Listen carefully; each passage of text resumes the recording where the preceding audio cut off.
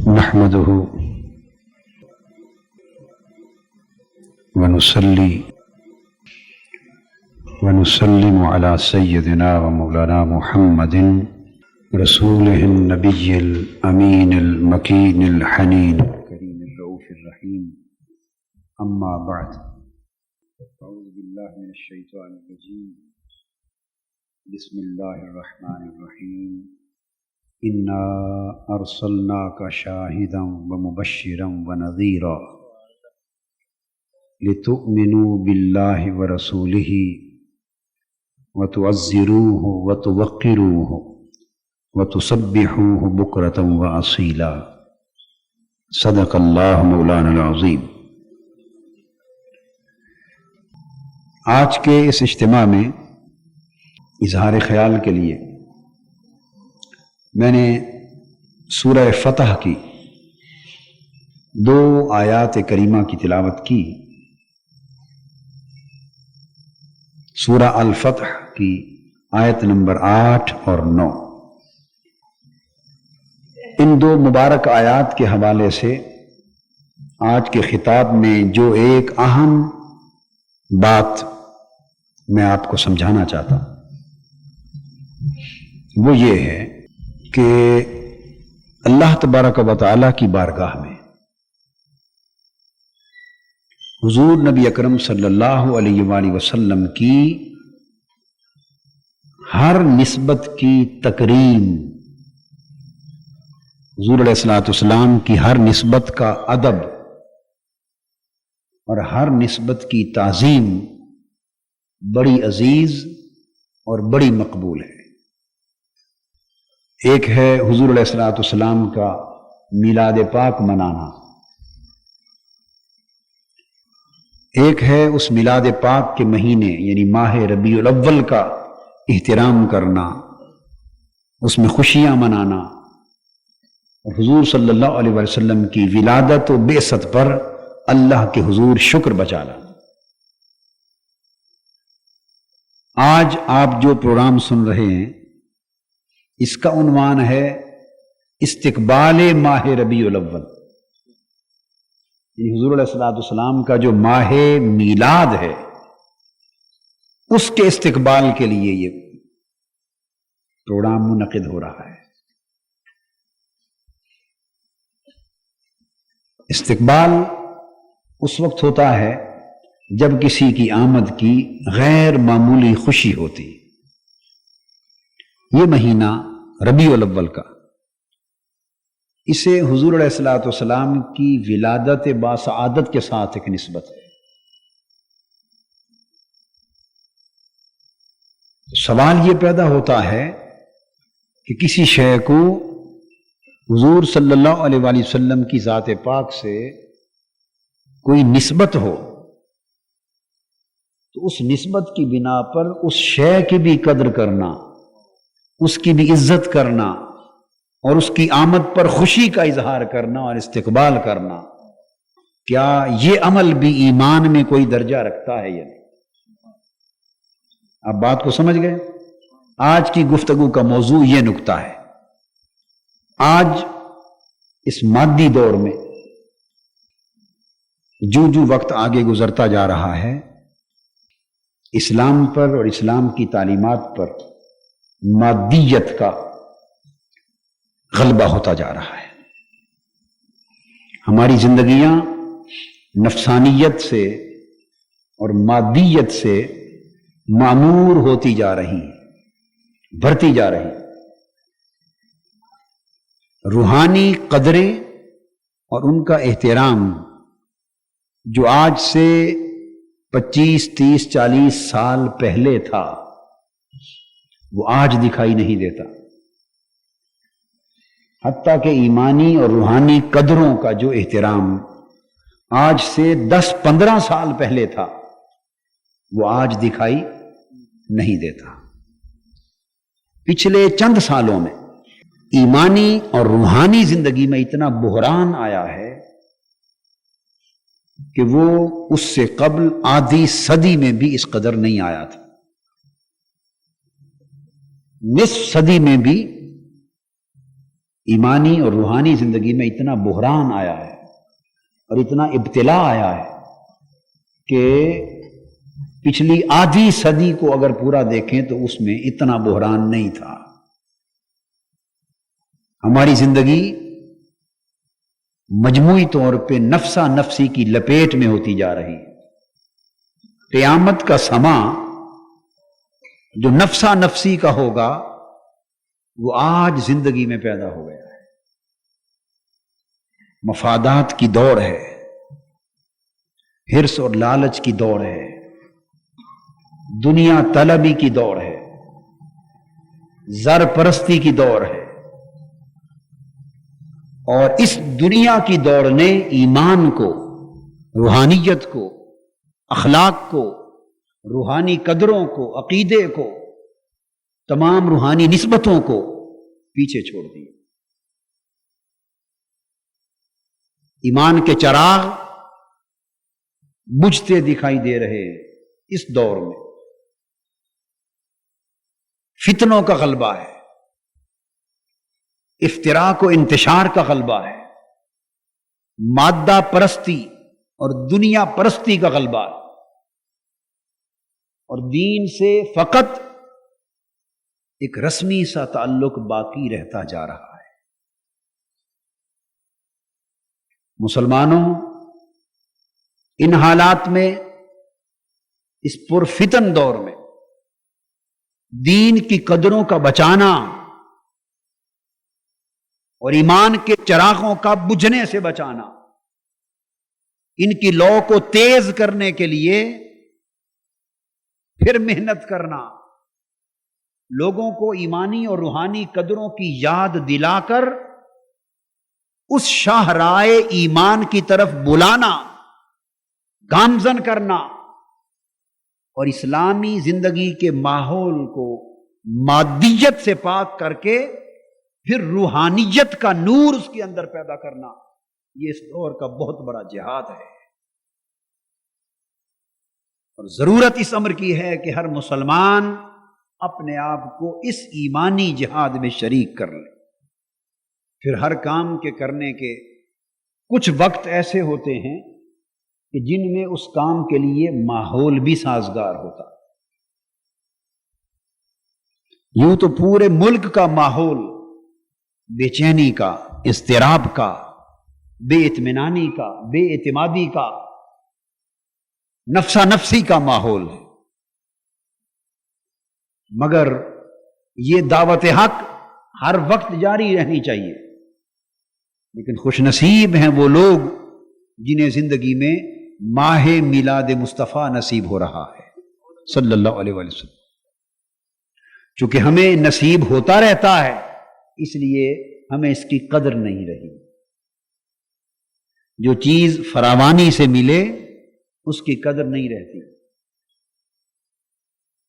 جو ہر وقت صحت مند رہتا ہو اسے صحت کی قدر نہیں ہوتی، صحت کی قدر بیماروں کو ہوتی۔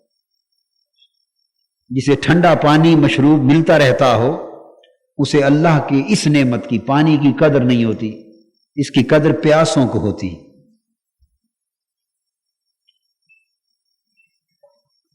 والدین کا سایہ جن کے سروں پر ہر وقت رہتا ہو انہیں والدین کی قدر نہیں ہوتی۔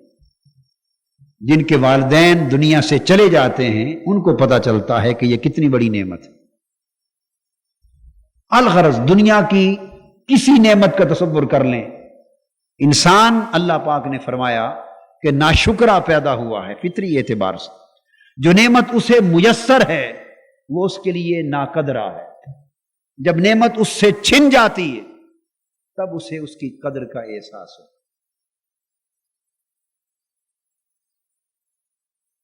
اور ہم تو ویسے بھی ہیں بھی عرصوں والے لوگ۔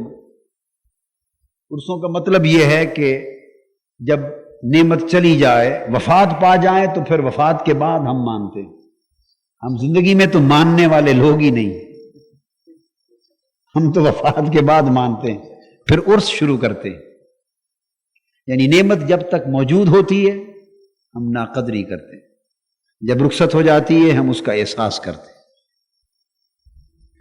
حضور صلی اللہ علیہ وسلم کا ماہ میلاد یہ اس کائنات کی ساری نعمتوں سے بڑی نعمت ہے، اور میں اسے خوش نصیبی قرار دے رہا ہوں کہ یہ ہمیں نصیب ہو رہا ہے۔ اس کی آمد کی قدر کریں اور اس کی ایک رات بھی آقا کے میلاد پاک کی خوشیوں سے خالی نہ جانیں۔ یہ استقبال ماہ میلاد النبی صلی اللہ علیہ وآلہ وسلم دراصل یہ پیغام دیتا ہے۔ اب میں اس کی قرآنی اور اسلامی اہمیت کے چند پہلو آپ کے سامنے رکھنا چاہتا ہوں۔ اس مادی دور میں نے عرض کیا کہ قدریں نظر انداز ہو رہی ہیں۔ ایک باریک سا فرق ہے، ایک عمل میں دو پہلو ہوتے،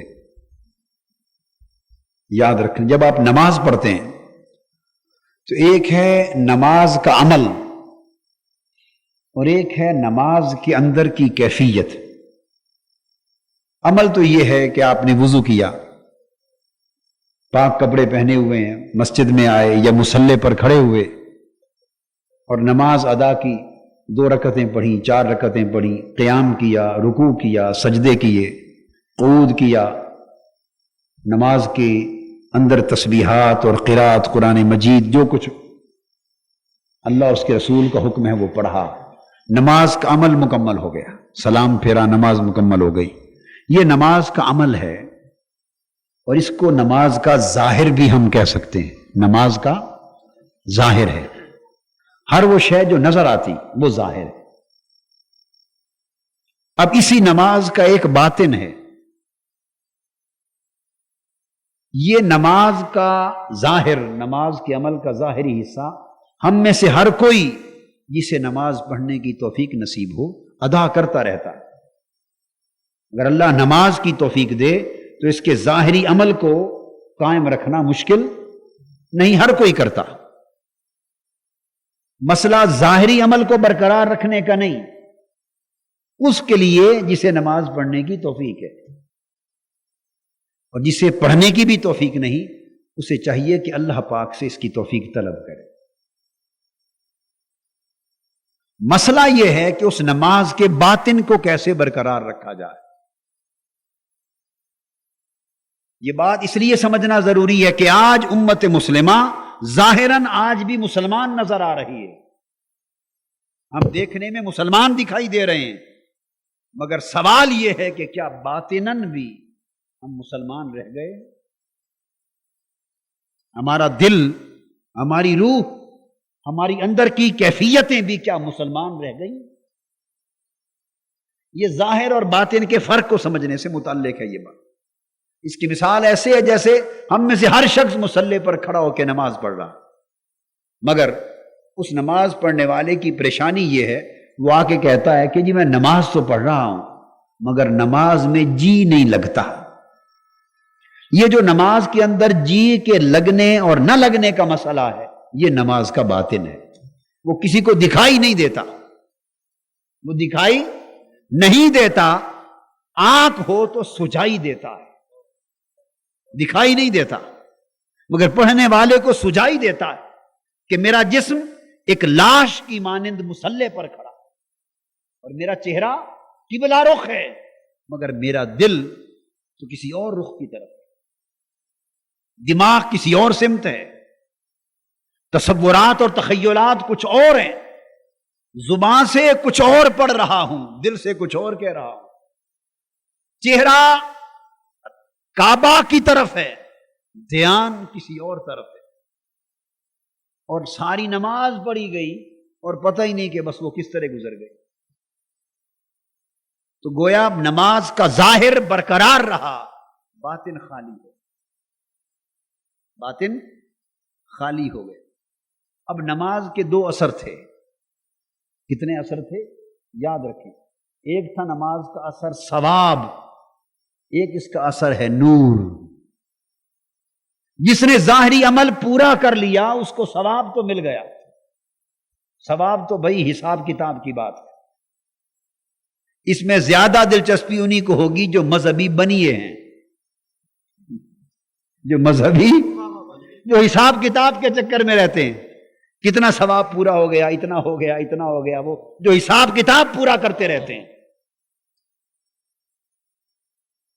آپ دیکھیں گے کچھ بتائیں گے یہ کر لو اتنا ثواب ہو جاتا، یہ کر لو اتنا ثواب ہو جاتا ہے. یہ بنیوں کا مزاج دین میں داخل ہو گیا. گویا ان کو غرض بس وہ حساب و کتاب سے ہے، عمل ہو گیا ثواب لکھا جائے، مگر انہیں احساس نہیں کہ میری نماز اندر سے مر گئی، میرا من نماز سے خالی ہو گیا. ارے تیرے حساب کتاب کی تختی پر تو نماز لکھی گئی، کبھی من میں ڈوب اور دیکھ تیرے دل پر بھی نماز نقش ہوئی یا نہیں، تیری روح کی تختی پر بھی نقش ہوئی یا نہیں. کبھی سوچ کہ تیرا چہرہ کعبے کی طرف رہا، کاش بندے تیرا دل رب کعبہ کی طرف ہوتا. تو نے وضو کر لیا، کپڑے پہن لیے، غسل کر لیا، جسم کو پاک صاف کر لیا، بندے سوچ کاش تیری روح بھی کبھی پاک ہو جاتی. تیری زبان الحمدللہ رب العالمین جیسے پاک کلمات کہتی رہی. کبھی تو نے سوچا کہ کاش نماز تیرے دل کو بھی زبان دے دے، زبان قرآن پڑھے اور دل قرآن والے سے کلام کرے.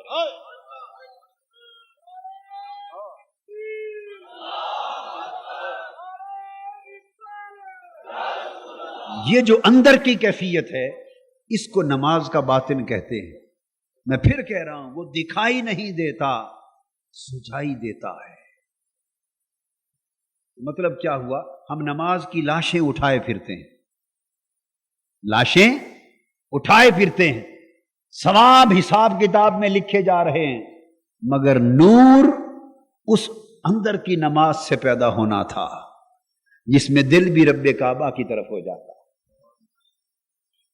اب چونکہ اندر موت آ گئی ہے اس لیے نور پیدا نہیں ہو رہا، اندر اندھیرا ہی اندھیرا، اندر اندھیرا ہی اندھیرا ہے. بس یہ میں نے ایک مثال دی ظاہر اور باطن کو سمجھانے کے لیے. اسی طرح عمل، حضور صلی اللہ علیہ وآلہ وسلم سے تعلق جب ایک مسلمان کا امتی کا ہوتا ہے، وہ نبی پر ایمان لاتا ہے، ایمان لاتا ہے تو ایمان اس سے تقاضے کرتا، دو تقاضے کرتا. میں نے جو مثال نماز کی دی ہے اس کو ذہن میں رکھ لیں. اب میں تعلق نبوی صلی اللہ علیہ وآلہ وسلم کا حوالہ دے رہا ہوں.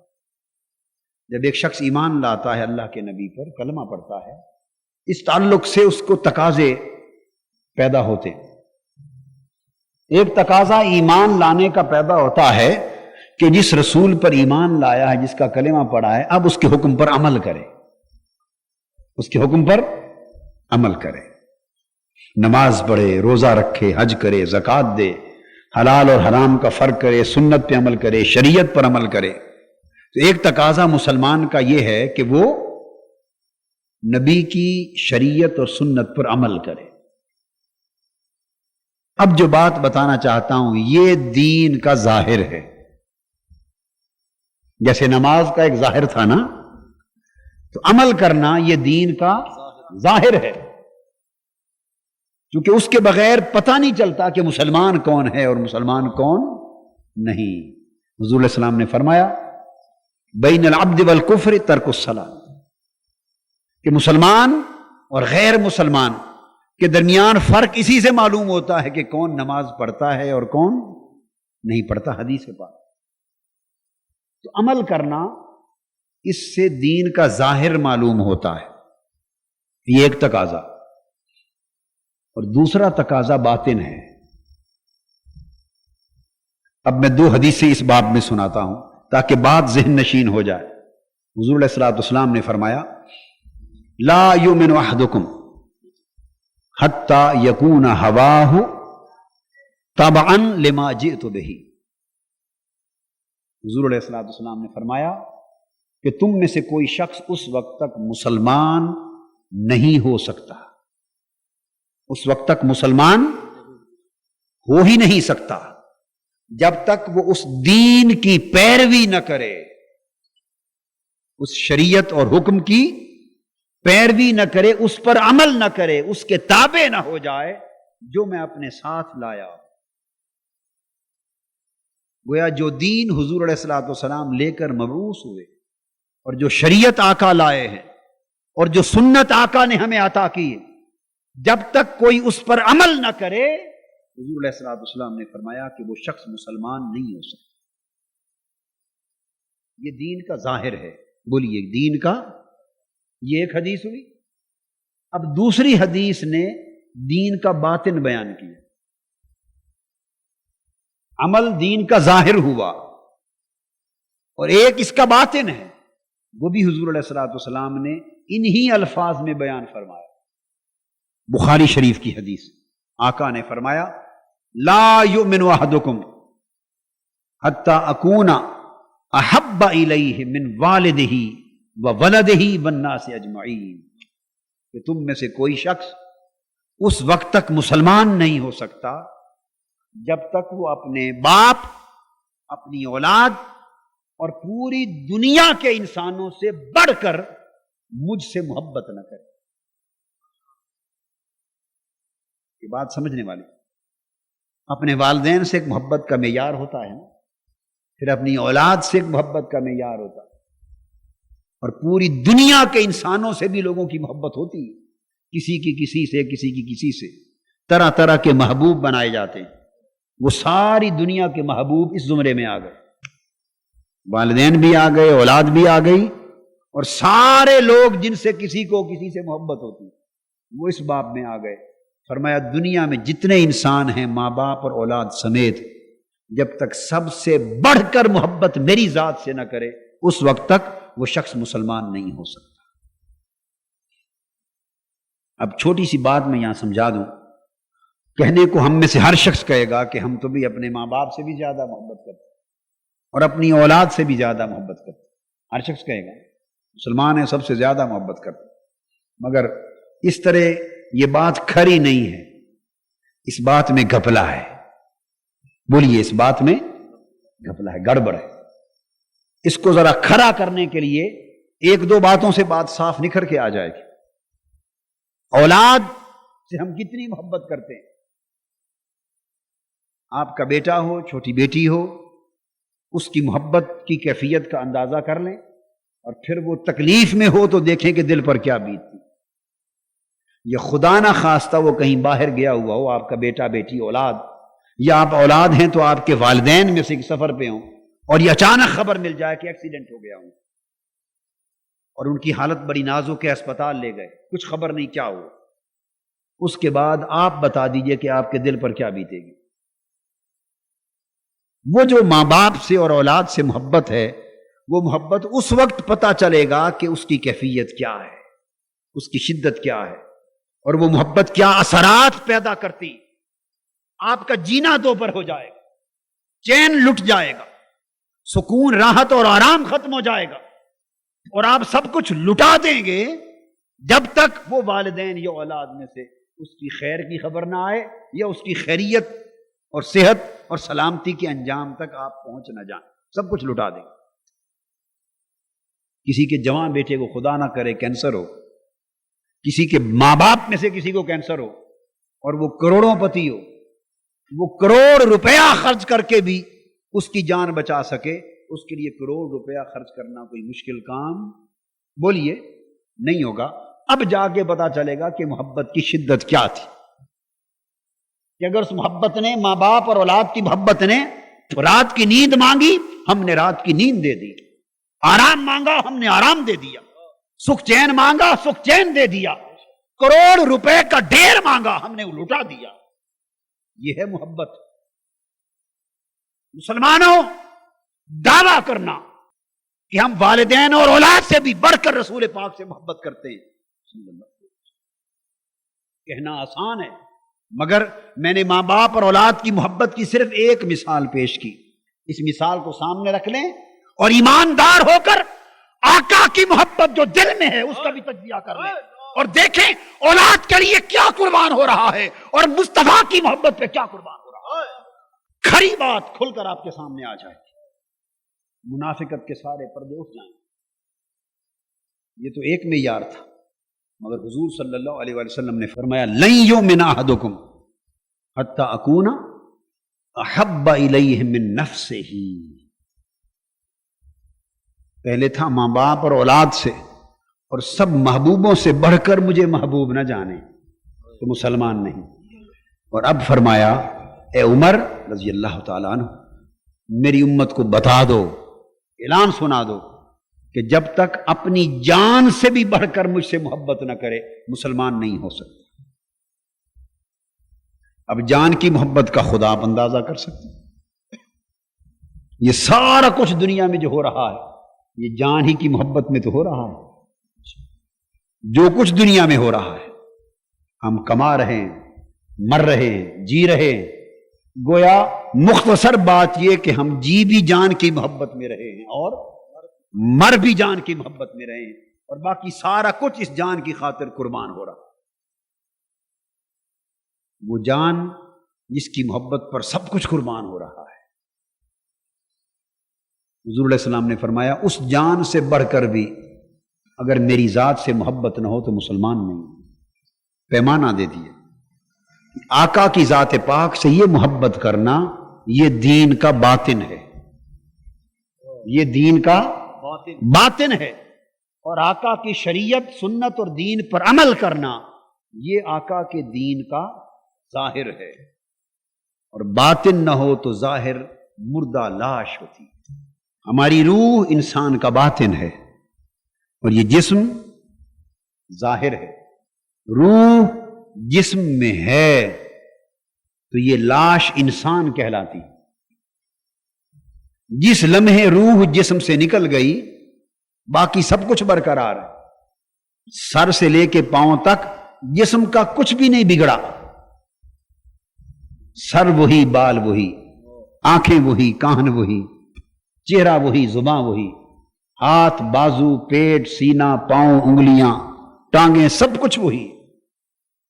پورا 5، 5.5، 6 فٹ کا جسم سلامت چارپائی پر پڑا ہے، فقط اندر سے روح نکل گئی ہے۔ روح نکل جانے کے بعد اولاد بھی اور گھر والے بھی اسی شخص کو کوئی انسان بھی کہنے کا روادار نہیں۔ ایک لمحہ قبل جب روح جسم میں تھی ہر کوئی کہہ رہا تھا کہ ہمارا باپ ہے اور یہ انسان ہے، ہر کوئی کہہ رہا تھا کہ یہ بولیے انسان ہے، فقط روح نکل گئی جسم سے، باقی سب کچھ سلامت ہے۔ اب اسے انسان کوئی نہیں کہتا، ہر کوئی کہتا ہے میت ہے، نام ہی بدل گیا۔ روح کے نکلنے سے بولیے نام ہی بدل گیا۔ لمحہ پہلے جو انسان تھا روح کے نکل جانے کے بعد وہ انسان نہیں، اسے میت کہا جا رہا ہے۔ اور لمحہ پہلے ہر کوئی اسے بچانے کے لیے گھر بار لٹا رہا تھا کہ بچ جائے۔ روح نکل جانے کے بعد ہر کوئی کہتا ہے جلدی لے جاؤ، دفن کر دو، دیر نہ کرو، لے جاؤ، گھر سے نکالو، دفن کر دو۔ اب اسے گھر ٹھہرانے کو کوئی تیار نہیں۔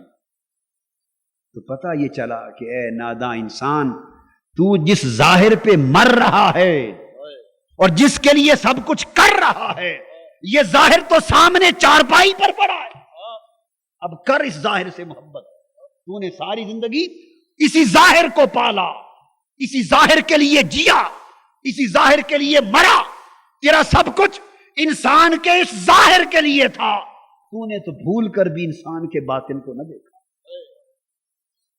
وہ روح جس کے نکل جانے سے اس کی انسانیت چلی گئی، انسان بھی نہ رہا، تو نے زندگی میں اس روح کے لیے تو کیا ہی کچھ نہیں۔ آج یہ راز کھلا کہ اصل انسان تو وہی تھا جو نکل گیا، وہی تھا جو نکل گیا، مگر جب تک اندر تھا نہ تب کسی نے دیکھا، جب وہ نکل گیا نہ تب کسی نے دیکھا۔ دکھائی تو وہی ظاہر دیتا تھا، تو دکھائی دینے والی شے ظاہر ہوتی ہے، مگر اس کا مول اسی شے سے پڑتا ہے جو دکھائی نہیں دیتا۔ وہ روح ہوتی ہے جو اندر ہوتی ہے، قدر و قیمت اسی سے بنتی ہے جو دکھائی نہیں دیتی، وہ اندر ہے، اور جسے انسان فراموش کیے بیٹھا۔ آج دین کی تبلیغ کا سارا زور دین کے ظاہر پہ ڈالا جا رہا ہے۔ دینی تبلیغ کا سارا زور دین کے ظاہر پہ لگایا جا رہا ہے، اور یہ بات فراموش کی جا رہی ہے کہ اس دین کے ظاہر کا حال اگر محبت مصطفیٰ دین کے عمل کے اندر نہ ہوئی تو اس ظاہر کا حال وہی ہوگا جب انسان کے جسم سے روح نکل جاتی ہے تو انسان میت بن جاتا ہے۔ اگر آقا کی محبت اور ادب اور آقا کی نسبت اور تعلق دین اور ایمان کے جسم کے اندر نہ ہوا تو وہ مردہ لاش ہوگا۔ اور جس طرح تم روح کے نکل جانے کے بعد چارپائی پر پڑے ہوئے میت کو کہتے ہو کہ لے جاؤ بابا، لے جاؤ قبر میں ڈالو، گھر مت رکھو، اس طرح ارے دین کے ظاہر کی فقط ظاہر پر زور دینے والوں سن لو، قیامت کا دن ہوگا، رب کائنات کی عدالت ہوگی اگر تم دین کے عمل محبت مصطفیٰ کے بغیر، ادب مصطفیٰ کے بغیر، نسبت مصطفیٰ کے بغیر، تعلق مصطفیٰ کے بغیر اور روح دین کے بغیر اگر دین کے سارے عمل اللہ کے سامنے لاؤ گے، اللہ پوچھے گا جسم لائے ہو اس کی روح کہاں ہے؟ جسم لائے ہو ان کی روح کہاں ہے؟ باری تعالیٰ روح کیا تھی؟ فرمایا میرے مصطفیٰ کی محبت، میرے مصطفیٰ کا تعلق تھا، میرے مصطفیٰ کی نسبت تھی، میرے مصطفیٰ کا ادب تھا، میرے مصطفیٰ کے تعلق میں فنا ہو جانا تھا۔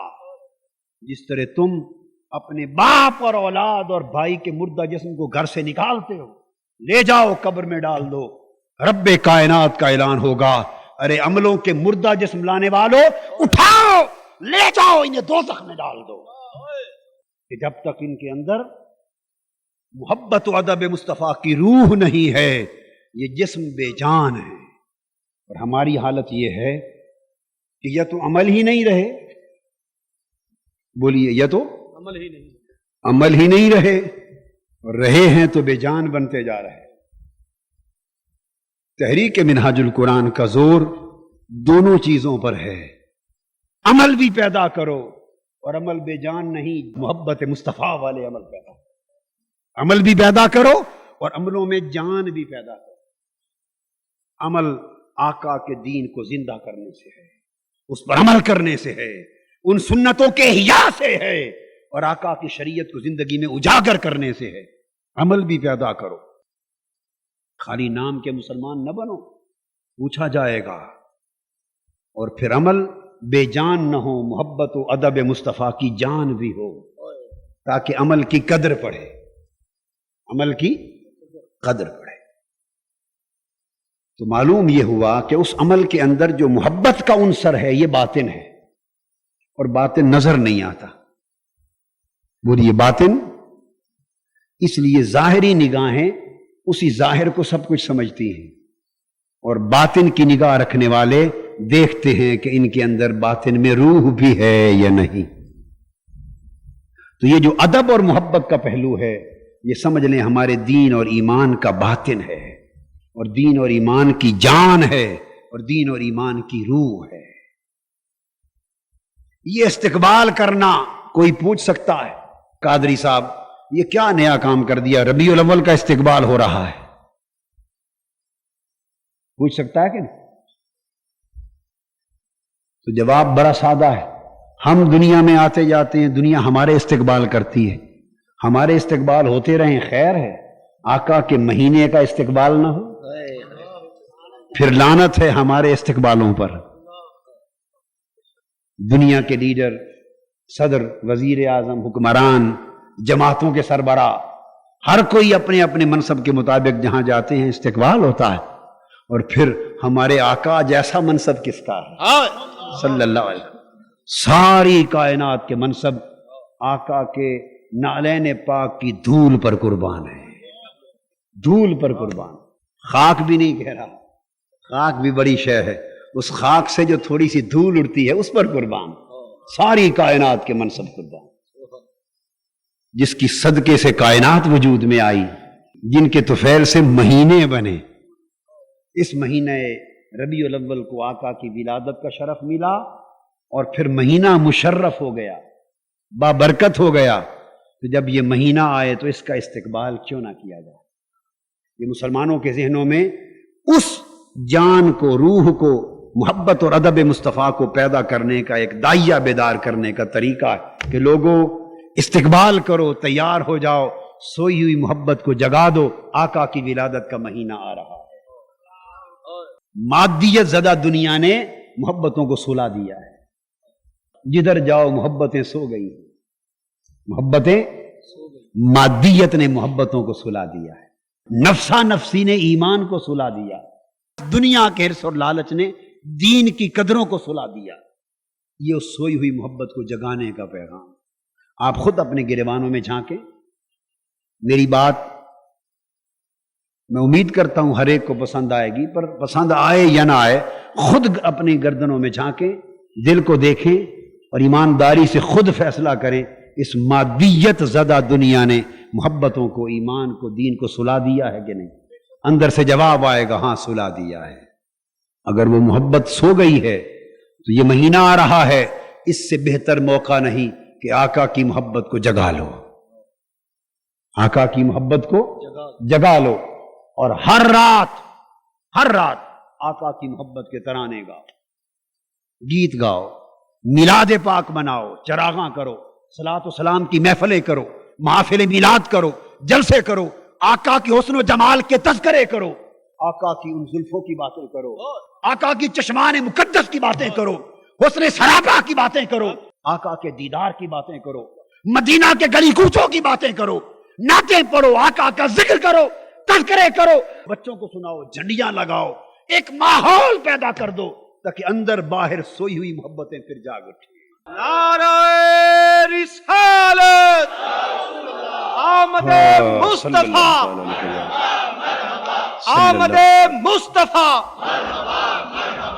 بھئی یہ جو آمد مصطفیٰ کا نعرہ ہے، اس طرح تو مزہ نہیں آیا، یہ تو لگاتے نا، اگر لگایا ہے تو پھر اس کا ذوق پیدا، آپ لگائیں مرحبا، پیچھے تک بھی، پیچھے بھی، مصطفیٰ، پیچھے آخر تک۔ مصطفیٰ، آمد مصطفیٰ۔ آپ یوں کریں نا، میں آپ کو ٹھہروں، میں آپ کو بتاؤں مرحبا کیسے کہتے ہیں۔ اپنی چشم تصور میں وہ صبح لائیں جب آقا حضرت آمنہ کی گود میں آئے، اور پھر شہر مکہ کی دائیاں اوروں کے گھروں میں جائیں اور حضرت حلیمہ ادھر آئی ہے، اور حضرت عبد المطلب نے ان کی آمد پر مرحبا کہا ہے، اور وہ آقا کو لے کر گئی ہیں، اور پھر بنو سعد کے قبیلے جگمگا اٹھے ہیں۔ اس نقشے کو آنکھوں کے سامنے لاؤ کہ مصطفیٰ کی آمد کس طرح ہوئی کہ ساری کائنات کا سویا ہوا مقدر جاگ اٹھا، اندھیرے اجالے میں بدل گئے، تاریکیاں روشنی سے بدل گئیں، ظلم رحمت سے بدل گیا، عداوت دوستی میں بدل گئی، اور ساری کائنات پر کفر و شرک کا اندھیرا تھا، ایمان اور ہدایت کے نور میں بدل گیا۔ یہ آمد مصطفیٰ ہوئی، اس تصور کو آنکھوں میں لائیں اور پھر ذوق سے مرحبا کہیں تاکہ قدسیان فلک بھی سنیں۔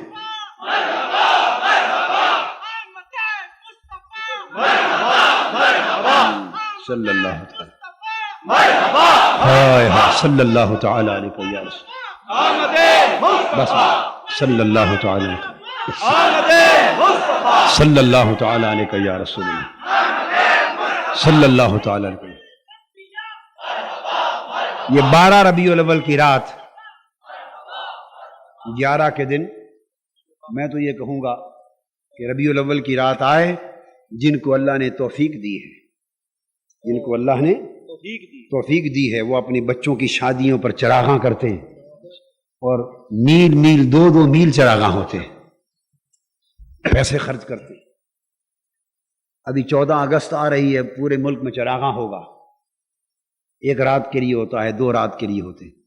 کبھی آپ یورپ جائیں، عیسائیوں کو دیکھیں، وہ 3 مہینے اپنے نبی کی پیدائش کے موقع کا چراغاں رکھتے ہیں، پوری دنیا میں عیسائی۔ کرسمس 25 دسمبر کو ہوتا ہے، کب؟ 25 دسمبر کو کرسمس ہوتا ہے، عیسیٰ علیہ السلام کی جو ولادت کا دن ہے، مگر وہاں غالباً اکتوبر سے شروع ہوتا ہے اور جنوری تک چلا جاتا ہے، 3-4 مہینے چراغاں رہتا ہے، اور ان کی زندگی کے طور اتوار بدل جاتے ہیں۔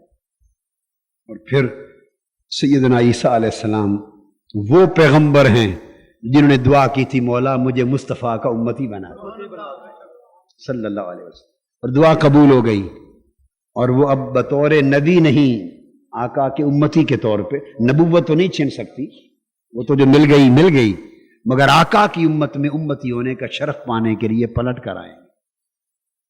اس لیے جب سیدنا امام محمد مہدی کا زمانہ ہوگا اور سیدنا عیسیٰ علیہ السلام بھی آسمان سے اتریں گے، نماز کا وقت ہوگا تو سیدنا عیسیٰ علیہ السلام فرمائیں گے امام محمد مہدی کو کہ آپ حضور کی اولاد میں سے ہیں، آپ نماز پڑھائیں، وہ ان کے پیچھے نماز پڑھیں گے۔ حضرت امام محمد مہدی کے پیچھے سیدنا عیسیٰ علیہ السلام نماز پڑھیں گے، وہ پیغمبر ہیں۔ تو آقا کے میلاد کا مہینہ آ رہا ہے۔ اول تو لوگ جب حضور کے میلاد پاک کی خوشیوں کا معاملہ آتا ہے، میں سوئی ہوئی محبتوں کو جگانا چاہتا ہوں، اور بدبختی اس قوم کی دوسرے مولویوں کے سوئے ہوئے مسئلے جاگ پڑتے ہیں۔ ہائے ہائے ہائے، ان کے سوئے ہوئے مولویوں کے سوئے ہوئے مسئلے جاگ پڑتے ہیں۔ وہ مسئلے سوئے ہوئے، آپ کہیں گے کیسے؟ وہ سوئے ہوئے مسئلے جو 14 اگست کو نہیں جاگے، جو 14 اگست کو نہیں جاگتے، پورے ملک میں چراغاں ہیں، کبھی فتویٰ نہیں لگے گا۔ 14 اگست کو کبھی فتویٰ سنا کہ چراغاں ناجائز ہے؟ نہیں، مسئلہ سویا رہتا ہے۔ 23 مارچ کو ہو، مسئلہ سویا رہتا ہے۔ عرب ملکوں میں وہ جو سلطان اور بادشاہ ہیں عربوں کے، جس دن تخت پہ بیٹھے اس دن چراغاں ہوتے ہیں ملک میں۔ عید الجلوس منائی جاتی ہے۔ کیا لفظ یاد رکھ لیں، عید الجلوس، میں آپ کو لفظ بتا رہا ہوں، یعنی بیٹھنے کے دن کی عید چراغاں ہوتا ہے۔ عید الوطنی منائی جاتی ہے، جو نیشنل ڈے ہوتا ہے، تاج پوشی ہو اس کی عید منائی جاتی، تو پوری دنیا میں سب کچھ ہوتا رہتا ہے، وہ مسئلے نہیں جاگتے۔ بس جب آقا کے میلاد کے چراغاں آتے ہیں، سوئے ہوئے مسئلے جاگ پڑتے، وہ کہتے ہیں یہ بدعت ہو گیا، یہ چراغاں کیوں ہو گیا؟ اس لیے میں کہتا ہوں اللہ کے بندو، آقا کی محبت کو جگاؤ، ان مسئلوں کو نہ جگاؤ، انہیں سویا رہنے دو، انہیں سویا رہنے دو۔ محبت کو جگاؤ کہ ایمان لٹ رہا ہے، امت کا تعلق اپنے آقا سے کٹ رہا ہے، اور کفر کی سازش یہ ہے کہ امت کے دلوں سے، ان کی رگوں سے اپنے نبی کے عشق و محبت کو نکال لیا جائے، تاکہ مردہ جسم پھریں، ان کے اندر محبت کی روح نظر نہ آئے۔ تو میں یہ کہوں گا، اور ذمہ داری سے کہہ رہا ہوں، بولیے، ذمہ داری سے کہہ رہا ہوں، اور آپ سے کوئی پوچھے کس مسئلے کے تحت، کہیں مسئلہ قادری صاحب سے جا پوچھیں، ثواب ہو تو آپ لیں، اور اگر گناہ ہوا تو میں ذمہ دار۔ اگر آقا کی ولادت کے چراغاں پر گناہ ہے تو سارے آپ کے گناہ مجھے ڈال دیں، میں بھگتتا رہوں گا، ایسے گناہ بھی چوموں، ایسے گناہ بھی چوموں۔ تو بتانا چاہتا ہوں کہ ربیع الاول جن کو اللہ نے توفیق دی، جن کے پاس 4 پیسے ہیں، بخیل نہ بنے، یہ رکھے ہوئے جمع کیے ہوئے پیسے اژدہا بنیں گے، قیامت کے دن دوزخ میں لے جائیں گے، قبر میں ڈسیں گے۔ ان پیسوں نے کام نہیں آنا، آقا کی محبت نے کام آنا۔ جن کو اللہ نے توفیق دی ہے، یہ میری نصیحت ہے، یہ میری نصیحت ہے، یہ میری درخواست ہے، یہ میرا قول ہے کہ خدا را جن کو اللہ نے توفیق دی ہے، ربیع الاول کا چاند چڑھے 12 رات کے لیے چراغاں کرو، تاکہ پتہ چلے کہ آج سوئی ہوئی محبت آقا کی جاگی ہے۔ ہر گلی کو چراغاں کرو، 12 راتیں چراغاں کرو، اور جن کے پاس اتنے وسائل نہ ہوں تو چلو کم سے کم 3 راتیں تو چراغاں کرو۔ ہمارے محلے میں جہاں ہمارا گھر ہے اور منہاج القرآن کا گھر ہے، ہمارے یہاں 12 رات چراغاں رہتا ہے۔ جن کو اللہ نے توفیق دی ہے وہ 12 رات چراغاں کریں، نہیں تو کم سے کم وہ 3 دن تو چراغاں کریں، اور سجاوٹیں کریں، اور پھر چھوٹے چھوٹے بچوں کو ترغیب دیں، وہ پہاڑیاں بنائیں، آبشاریں بنائیں، جنیاں لگائیں، ان کو پہلے دوسرے تیسرے نمبر کا انعام دیں، بچوں کو ترغیب دیں، تاکہ وہ سال بھر انتظار کریں کہ آقا کی ولادت کا مہینہ آئے گا، ہم خوشیاں منائیں گے، سجاوٹیں کریں گے اور انعام لیں گے۔ حضور علیہ الصلوۃ والسلام نے فرمایا، آقا نے فرمایا، اپنی اولاد کو، اپنے بیٹوں کو اپنے نبی کی محبت کا سبق سکھاؤ، محبت کا درس دو، ان کے رگوں میں، ریشوں میں، خون میں نبی کی محبت کی تپش پیدا کر دو، تاکہ سال بھر اس محبت کی تپش کو یاد کرتے رہیں۔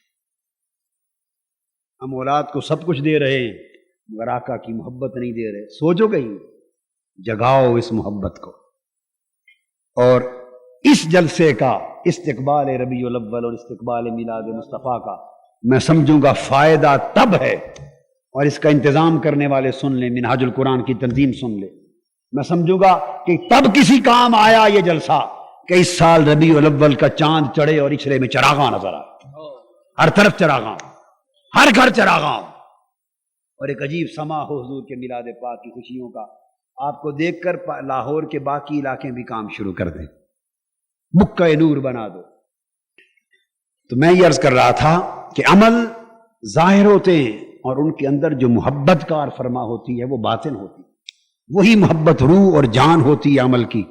اس محبت کے بغیر کسی عمل کی قبولیت نہیں۔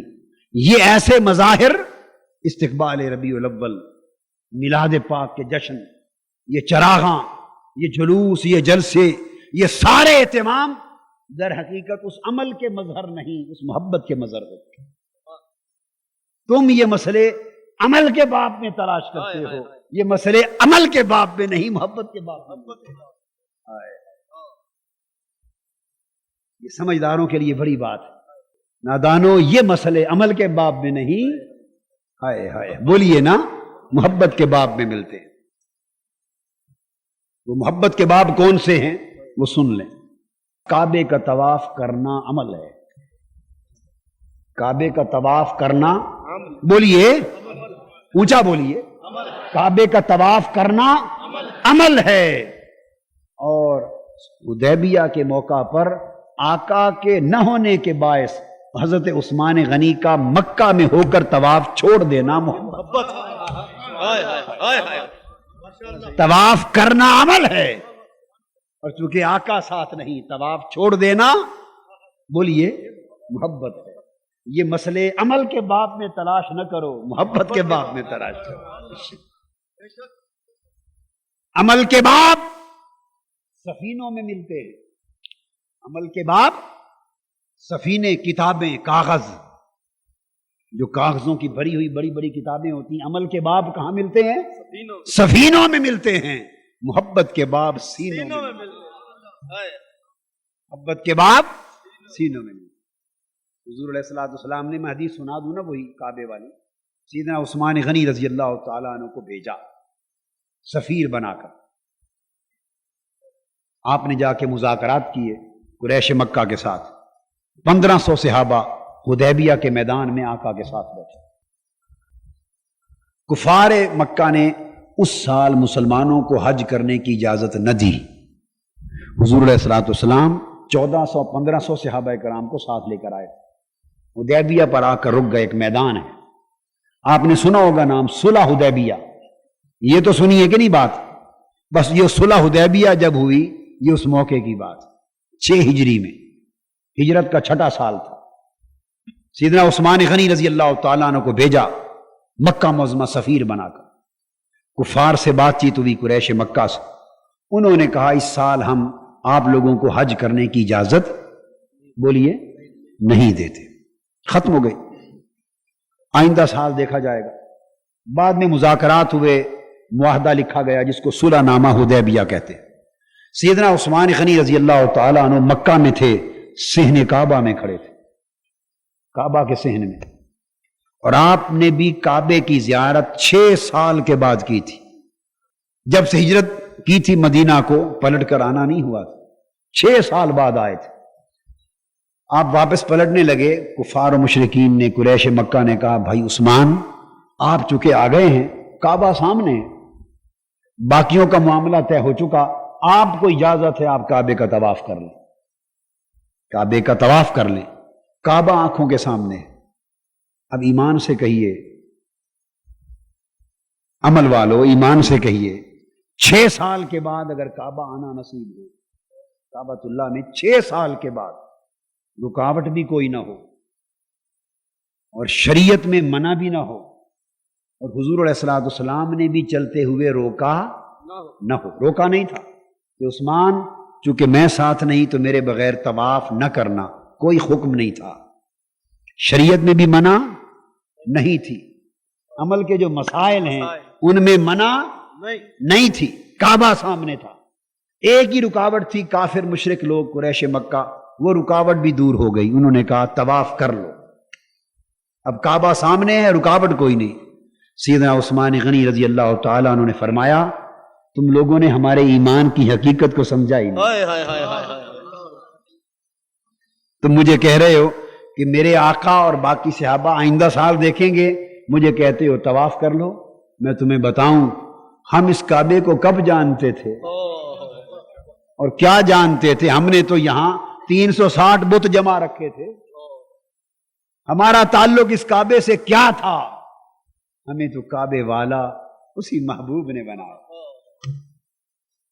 ہمارا تعلق اس کعبے سے اسی نے جوڑا، وہ جب تک مکہ میں تھے یہ کعبہ چہرہ انور کے سامنے رہتا تھا، ہم اسی کو کعبہ کہتے تھے، مدینہ میں گئے چہرہ اقدس پھر گیا بیت المقدس کی طرف، ہم نے یہ کعبہ ہی چھوڑ دیا، 1.5 سال کے بعد آقا نے چہرہ اقدس دوبارہ ادھر کر لیا، ہم نے پھر اسے کعبہ بنا لیا۔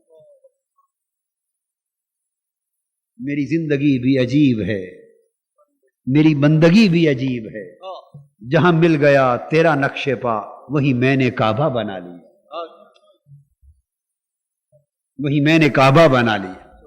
ہمارے کعبے تو اس طرح بنتے ہیں جیسے کسی نے کہا کہ جس طرف وہ نظر نہیں آتے، جس طرف وہ نظر نہیں آتے ہم وہ رستہ ہی چھوڑ دیتے ہیں، اور کعبہ بنتا ہے اس طرف ہی ریاض، رخ جدھر کو وہ موڑ لیتے ہیں، جدھر ان کا چہرہ ہو جائے وہ سمت کعبہ بن جائے۔ فرمانے لگے اے قریش مکہ خبردار جان لو بے شک کعبہ سامنے ہے اور کوئی رکاوٹ نہیں، مگر جب تک یار ساتھ نہ ہو عثمان کعبے کا طواف نہیں کرے گا۔ اب کعبے کا طواف کیے بغیر پلٹ گئے۔ عمل کیا تھا؟ عمل کا مسئلہ کیا تھا؟ طواف کر لینا۔ عمل کا مسئلہ کیا تھا؟ طواف کر لینا۔ عشق کا مسئلہ کیا تھا؟ یار نہیں، طواف چھوڑ دینا۔ کعبے کے صحن میں ہو کر طواف چھوڑ دیا۔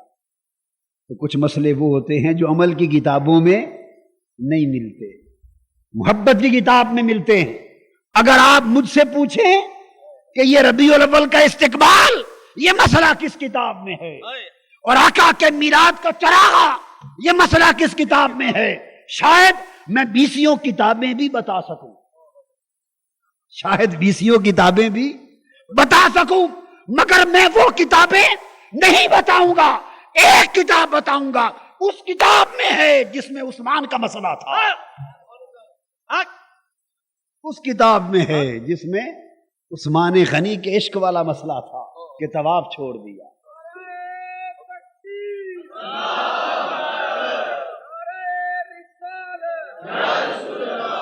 ہائے ہائے ہائے ہائے، تو تم نے صرف ایک کتاب کی شناسائی حاصل کی ہے، ایک کتاب اور بھی ہے، ایک کتاب عشق بھی ہے، کتاب عشق بھی ہے، اور ایمان کے جسم میں جان اور روح اس کتاب عشق کے سبق سے آتی ہے۔ کچھ سبق مدرسوں میں پڑھے جاتے ہیں، کچھ سبق صحبتوں سے پڑھے جاتے ہیں، کچھ سبق کتابوں سے آتے ہیں، کچھ سبق کتابوں سے نہیں عشق کے چراغوں سے آتے ہیں، اس تعلق کے جوڑنے سے آتے ہیں۔ عمل کا مسئلہ نماز پڑھنا ہے، عمل کا مسئلہ بولیے نماز پڑھنا ہے۔ محبت کا مسئلہ آقا کا سر انور حضرت علی کی گود میں ہو تو نماز کا قضا ہو جانا۔ حضور علیہ الصلوۃ والسلام غزوہ سے پلٹے، تھکاوٹ محسوس کر رہے، فرمایا علی ذرا بیٹھو، تمہاری گود میں سر رکھ کے تھوڑی دیر سو جاؤ۔ حضرت علی کی نماز عصر ابھی رہتی ہے، نہیں پڑھی، چاہتے تو عرض کر دیتے یا رسول اللہ صلی اللہ علیہ وسلم ذرا ایک لمحہ انتظار فرما لیں، میں نماز پڑھ لوں، نہیں کہہ سکتے تھے، بولیے. اور اگر عرض کر دیتے تو حضور نماز پڑھنے کے لیے مہلت نہ دیتے؟ معاذاللہ ضرور دیتے. کیوں نہ دیتے؟ حضرت علی کو معلوم ہے کہ نماز ابھی نہیں پڑھی، مگر اس نماز پڑھنے کے لیے مہلت بولیے نا نہیں مانگی. آقا کو بھی معلوم ہے کہ نہیں پڑھی، مگر یوں نہیں پوچھا کہ علی نماز عصر کی پڑھ لی ہے یا نہیں. نہ وہ پوچھتے ہیں نہ وہ پوچھتے ہیں. آپ نے گود بچھا دی، آقا لیٹ گئے صلی اللہ علیہ وآلہ وسلم. قربان جائیں علی تیری گود پر، آئے اور قربان جائیں صدیق آپ کی گود پر. وہ کیا گودیں تھیں. غالب نے کہا نیند اس کی ہے، دماغ اس کا ہے، راتیں اس کی ہیں. نیند اس کی ہے، دماغ اس کا ہے، راتیں اس کی ہیں. تیری زلفیں جس کے شانوں پر پریشان ہو، جن کی گود میں وہ زلفیں بکھر گئیں، گودیں تو انہی کی ہیں. سبحان اللہ. قربان جائیں. آقا لیٹ گئے اس لیے کہ وہ نماز تھی رہ گئی، مگر مکھڑے کو تکنا مل گیا. گود میں سر انور ہے اور سورج غروب ہونے تک مکھڑا ہی تکتے رہے. سورج غروب ہو گیا. آقا صلی اللہ علیہ وآلہ وسلم اٹھے اور جب دیکھا کہ غروب ہو گیا، عصر کا وقت نہیں رہا، تو اٹھ کر اب پوچھا علی عصر کی نماز پڑھ لی تھی؟ حل صلیت یا علی، نماز عصر پڑھ لی تھی؟ اب سوال یہ ہے کہ یہ بات پہلے نہیں پوچھ سکتے تھے؟ بولیے نا. اس وقت تو نہیں پوچھی، جب قضا ہو گئی اب پوچھ رہے ہیں. پہلے اس لیے نہیں پوچھی کہ یہی تو امتحان تھا. پوچھتے تو امتحان نہ رہتا. جب پوچھ لیتے حضرت علی عرض کرتے آقا ابھی نہیں پڑھی، تو صاف ظاہر ہے فرماتے کہ پڑھ لو. نہیں پوچھا. دیکھنا چاہتے ہیں کہ میں نہیں پوچھتا، میں نے کہہ دیا علی میں تھکا ہوا ہوں، تیری گود میں سر رکھ کے لیٹنا چاہتا ہوں. میں دیکھتا ہوں کہ علی نماز کا دھیان کرتا ہے یا میرے آرام کا دھیان. نماز کی طرف دھیان جاتا ہے یا میری طرف دھیان، میرے آرام کا خیال کرتا ہے. یہ امتحان تھا. اب یہ امتحان ہماری زندگی میں نہیں ہو سکتا. کوئی اب اس مسئلے کو اپنا کر کہیں کہ ہم بھی وہ نماز کی بجائے حضور کا دھیان کر رہے ہیں. ملنگ لوگ کرتے ہیں نا، گھوٹتے ہیں اور نشے میں آتے ہیں اور علی علی کرتے ہیں اور کہتے ہیں ہم بھی علی کی سنت پوری کر رہے ہیں. ساری قضا کر رہے ہیں، اکٹھی ادا کریں گے. ظالم لوگوں، بدبخت لوگوں، کہاں وہ نماز اور کہاں تمہارا حال. وہ آقا آرام کرنے کے لیے گود مانگ رہے ہیں، تم کیا کریں؟ ہم بدبخت ہر چیز سے غلط معنی نکالتے. تو اس مسئلے سے ملنگی ثابت نہیں ہوتی. ملنگی ثابت نہیں ہوتی. ہم ثابت کرنا چاہتے ہیں ملنگی. ملنگی کا کوئی مقام دین میں نہیں ہے. ملنگی کا کوئی مقام دین میں، یہ سب فراڈ ہے. ملنگی سب فراڈ ہے. تو میں عرض کر رہا تھا امتحان تھا حضرت علی شیر خدا رضی اللہ تعالیٰ عنہ کا. آقا نے نہیں پوچھا.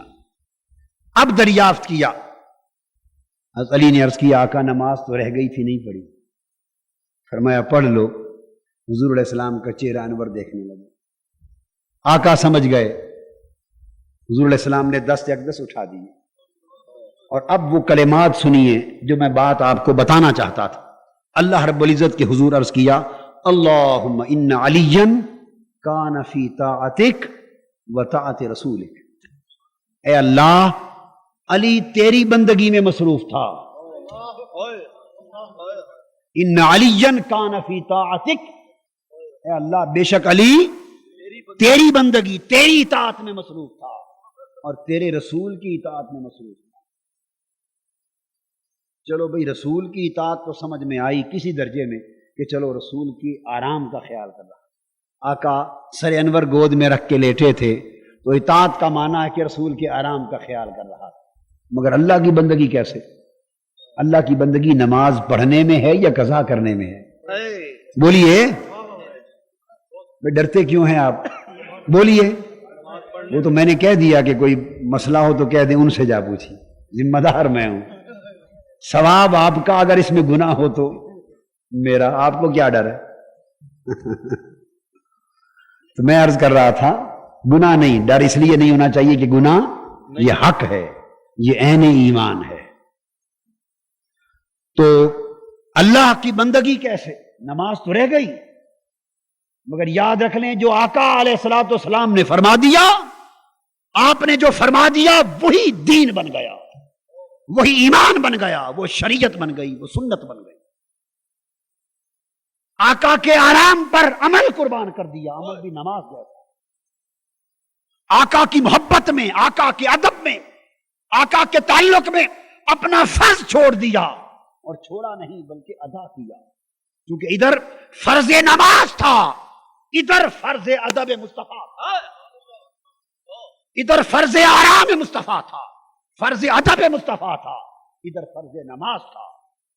اگر نماز میں لگ جاتے اسے چھوڑ کر، نماز قبول نہ ہوتی، قبول نہ ہوتی۔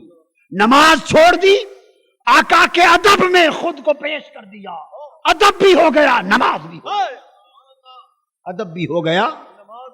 عرض کیا باری تعالیٰ علی تیری اطاعت میں تھا، اس لیے اس کی نماز رہ گئی۔ یہ دوبارہ پڑھنا چاہتا ہے، حدیث کے الفاظ ہیں، صحابہ کرام کہتے ہیں اس رب کی قسم جس کے قبضہ قدرت میں ہماری جان ہے، آقا نے دعا ختم کی، ہاتھ ہٹائے، ڈوبا ہوا سورج اس طرح پلٹ آیا جس طرح کوئی زنجیروں سے پکڑ کے کھینچ لیتا، ڈوبا سورج پلٹ آیا۔ اور صحابہ کرام کہتے ہیں ہم نے ٹیلوں پر دوبارہ سورج کی دھوپ دیکھی، عصر کا وقت آ گیا، تو علی کی نماز کے لیے آقا نے سورج بھی پلٹایا، عصر کا وقت بھی پلٹایا، حضرت علی نے نماز ادا کی، نماز، تاکہ پتہ چل جائے کہ ادب مصطفیٰ میں قضا ہو ہی نہیں سکتی۔ ثابت ہوا کہ جملہ فرائض فروع ہیں، اصل الاصول بندگی استاج ور کی۔ تو وہ پہلا پڑھ لینا مسئلہ عمل کا ہے، اور آقا کے ادب میں حضرت علی کا چھوڑ دینا یہ مسئلہ محبت کا ہے، عشق کا ہے۔ کچھ مسئلے ادھر ملتے ہیں، کچھ مسئلے ادھر ملتے، دونوں پر دھیان رہنا چاہیے، دونوں پر دھیان رہنا چاہیے۔ بینا لوگ دونوں چیزیں دیکھتے ہیں، نابینا کچھ بھی نہیں دیکھتے، اور جن کی ایک آنکھ نہیں ہوتی وہ آدھا دیکھتے ہیں، آدھا نہیں دیکھتے۔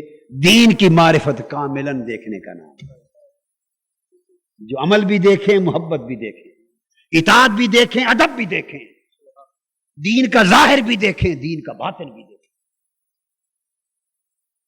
دونوں کو یکجا کرے تو حق نصیب ہوگا۔ وہ عمل کا مظہر تھا، یہ محبت کا مظہر ہے۔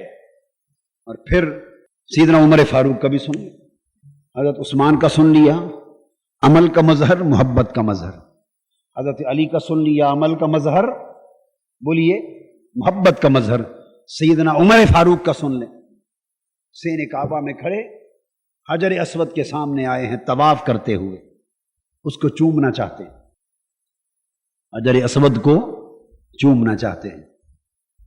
آپ اور ہم جب چومتے ہیں تو کیا نیت کرتے ہیں؟ ذہن میں کیا ہوتا ہے خیال؟ کسی کے ذہن میں ثواب کا خیال ہوتا ہے، کسی کے ذہن میں گناہوں کی بخشش کا خیال ہوتا ہے۔ سن رکھا ہے کہ شفاعت کرے گا قیامت کے دن، گناہ جذب کر لیتا ہے، انسان کے گناہ بخشے جاتے ہیں، یہی خیال ہے نا، اسی نفع کے خیال سے چومتے ہیں۔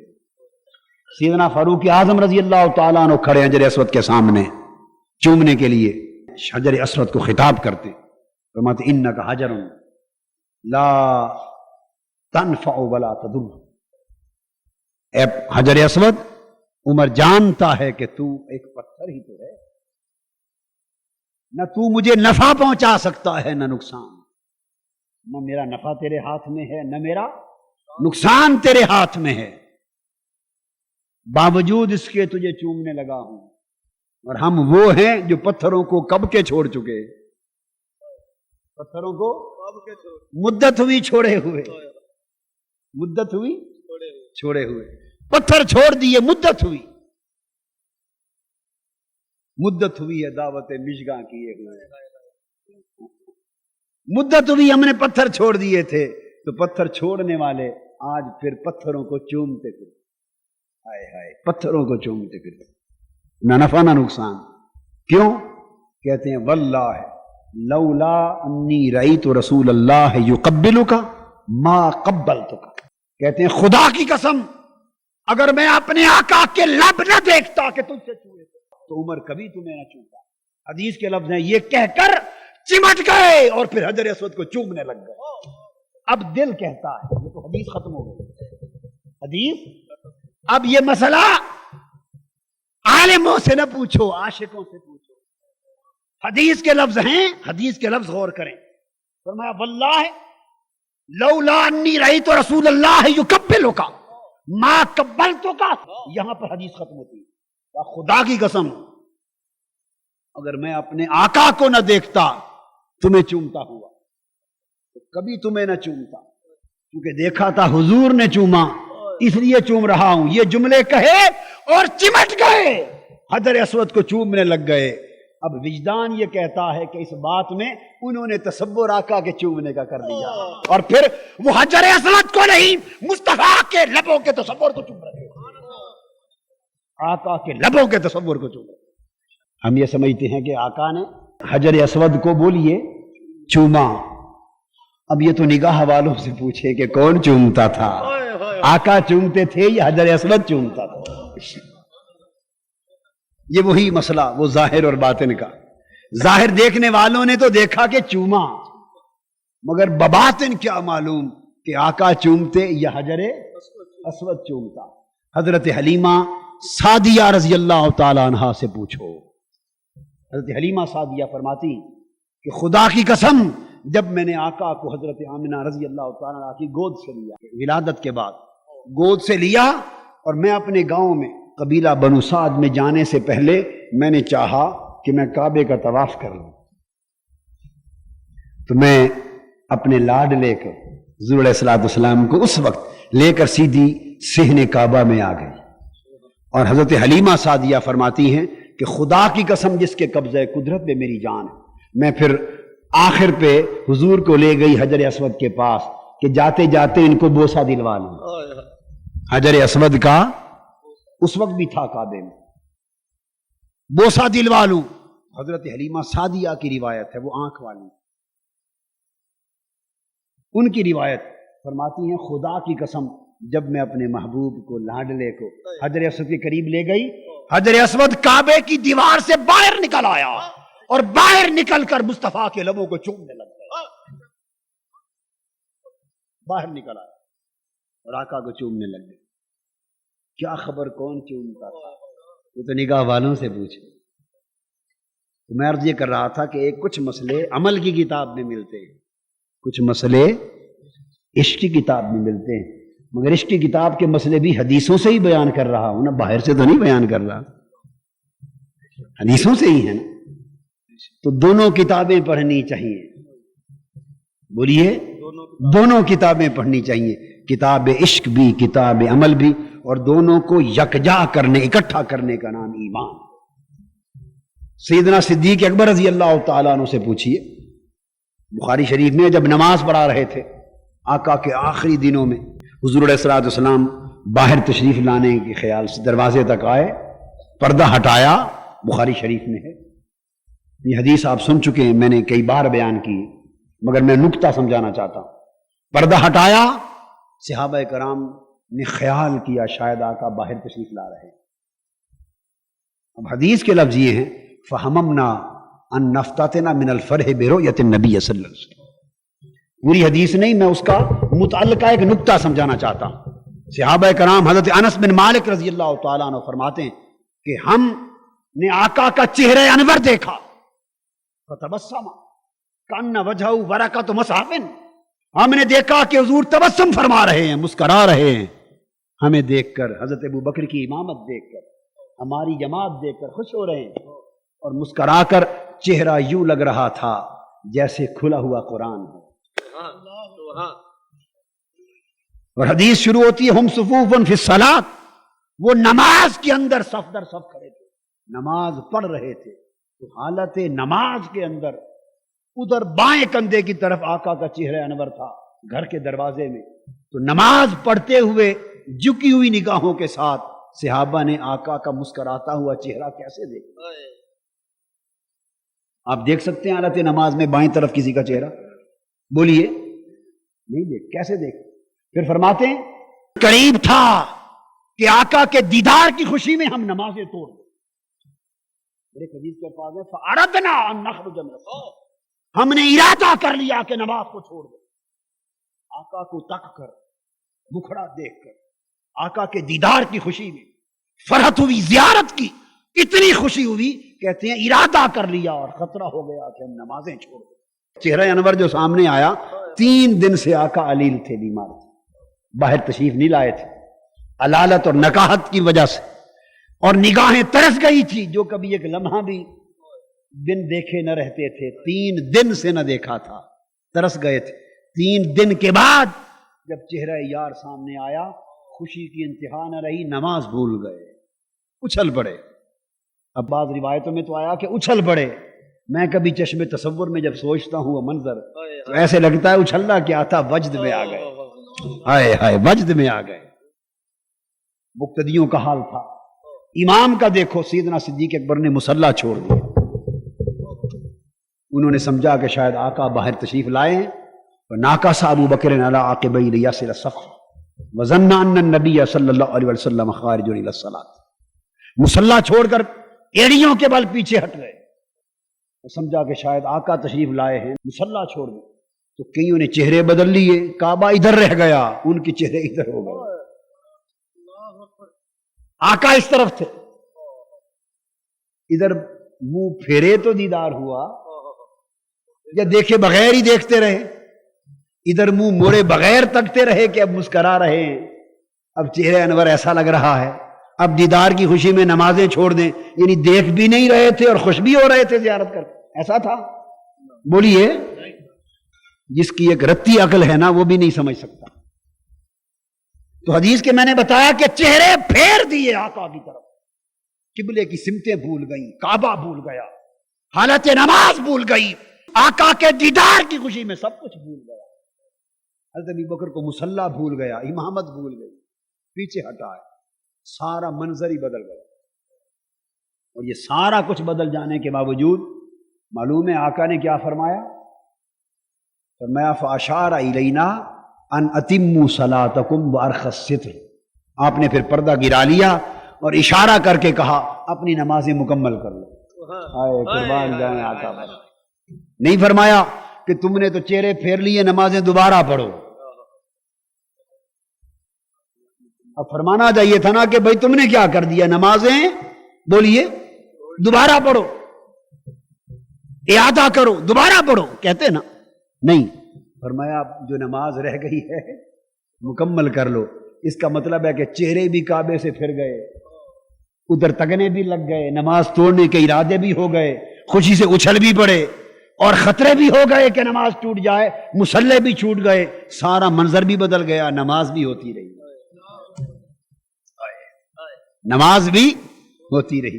علامہ اقبال نے کیا خوب کہا کہ اذاں ازل سے تیرے عشق کا ترانہ بنی، اذاں ازل سے تیرے عشق کا ترانہ بنی، ہائے ہائے ہائے، نماز تیرے نظارے کا ایک بہانہ بنی، نماز تیرے نظارے کا ایک بہانہ بنی، اور کسی کو دیکھتے رہنا نماز تھی تیری، کسی کو دیکھتے رہنا نماز تھی تیری، کسی کو دیکھتے رہنا نماز تھی تیری، ادائے دید سراپا نیاز تھی تیری۔ عاشقو تمہاری تو نماز ہی یار کو تکتے رہنا تھا، جو مزہ نماز کا اس دن آیا ہوگا وہ کہاں آیا ہوگا۔ تو قبلے کی طرف چہرہ کیے رکھنا عمل کی کتاب میں ہے، نماز میں رخ سوئے قبلہ سوئے کعبہ کیے رکھنا یہ مسئلہ کس کتاب میں ہے؟ بولیے نا، عمل کی کتاب میں ہے، اور یار سامنے ہو کعبہ چھوڑ دینا اس کی کتاب میں ہے، آقا سامنے ہو تو کعبہ چھوڑ دینا عشق کی کتاب میں۔ اس لیے اعلیٰ حضرت بھی کہتے ہیں نا حاجیوں کو، حاجیوں آؤ شہنشاہ کا روضہ دیکھو، کعبہ تو دیکھ چکے اب کعبے کا کعبہ دیکھو۔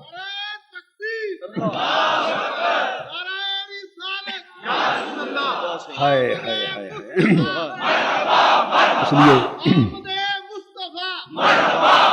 اس لیے دین کے طالب علموں دونوں کتابیں پڑھا کرو، کتاب عمل بھی، کتاب عشق بھی۔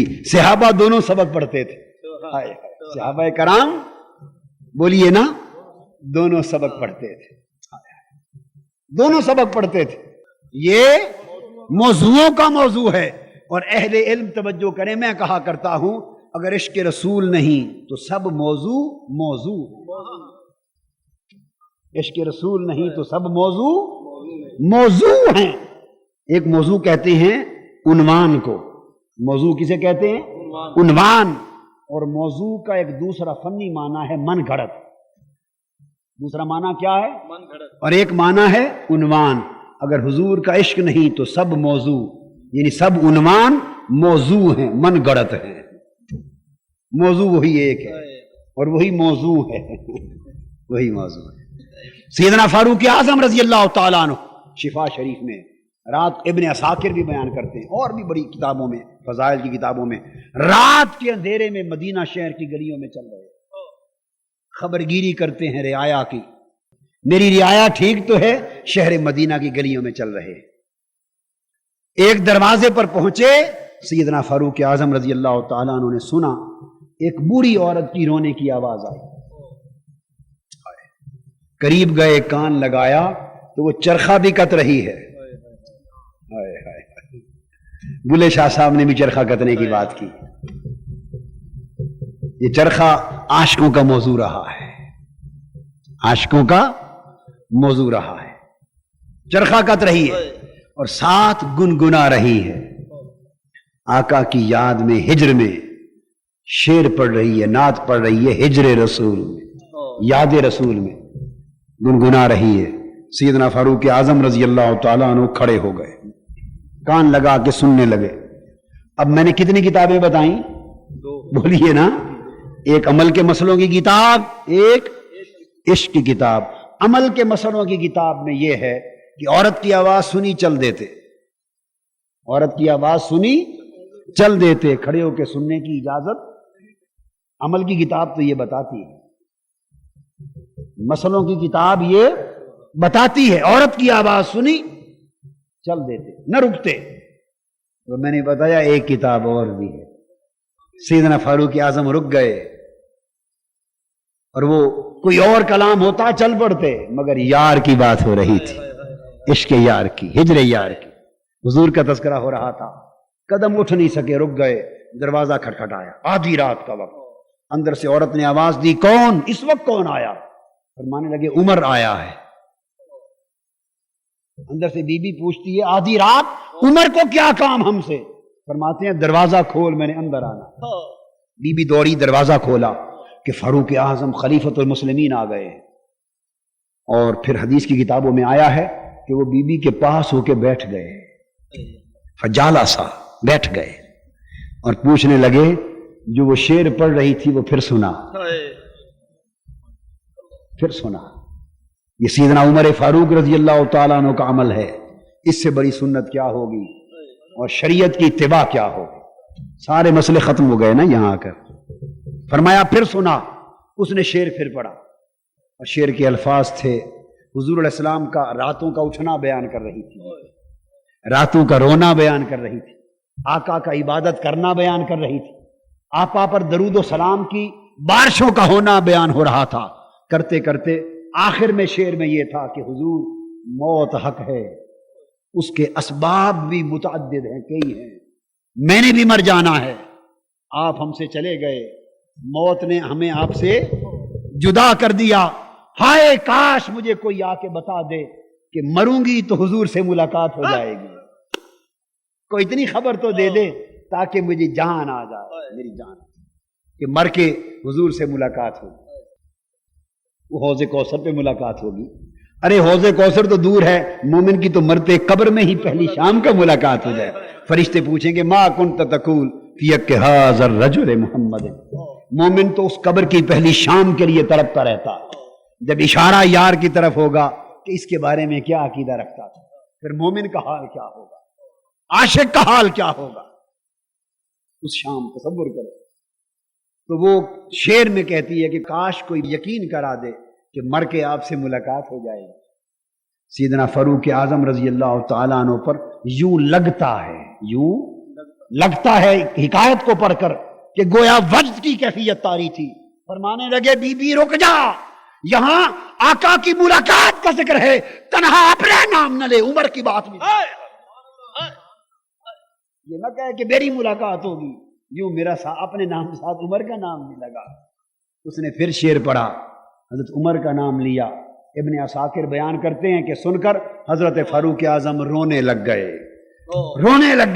اور ایک روایت میں ہے کہ کئی دن بستر پر پڑے رہے، لوگ عیادت کو آتے،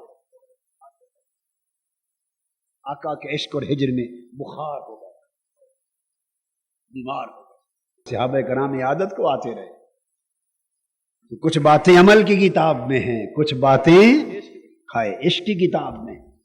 آنکھیں اللہ کی نعمت ہیں، اللہ کی نعمت ہیں، اللہ کی نعمت پر خوش ہونا عمل کی کتاب کا مسئلہ ہے، عمل کی کتاب کا مسئلہ ہے۔ آقا کے وصال کی خبر پہنچی، صحابی اپنے کھیتوں میں ہل چلا رہے ہیں، کسی نے آگے خبر دی کہ آقا کا وصال ہو گیا، اسی وقت جو کچھ ہاتھ میں تھا گر پڑا، ایک چیخ نکلی، روئے، ہاتھ اٹھا کے کہنے لگے مولا تو نے آنکھیں دی تھی، ان سے مصطفیٰ کا بخڑا دیکھتا تھا، آقا کا جلوہ کرتا تھا، اب وہ نہ رہے، آنکھیں لے لیں تاکہ مرتے دم تک کسی اور کا چہرہ دکھائی نہ دے۔ یہ صحابہ کرام تھے، کون تھے؟ بس یہ دعا کی وہی نابینا ہو گئی، وہی نابینا ہو گئی۔ ایک صحابی نابینا ہو گئے تھے، لوگ عیادت کو آئے، صحابہ کرام کچھ عیادت کو آئے، آ کے افسوس کیا کہ آپ کی بینائی چلی گئی، اٹھ بیٹھے، خبردار افسوس نہ کرنا، مبارکباد دو کہ اب حضور کے مکھڑے کے بعد ان آنکھوں سے کسی اور کا چہرہ نہیں دیکھ سکتا۔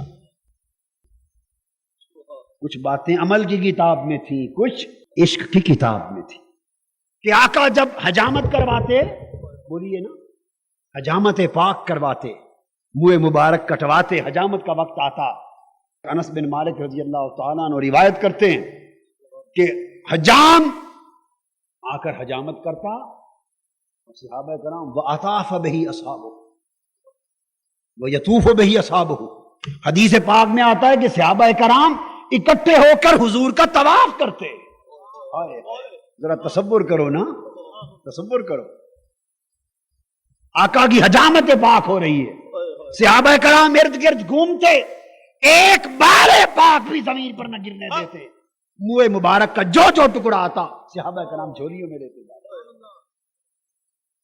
اور صحیح بخاری میں حدیث ہے، فرماتے ہیں کہ کان ابو طلحہ تھا اول من اخذ شعرۃ رسول اللہ صلی اللہ علیہ وسلم، ابو طلحہ وہ خوش نصیب ہے جسے زندگی میں سب سے پہلے حضور کا بال ملا صلی اللہ علیہ وسلم۔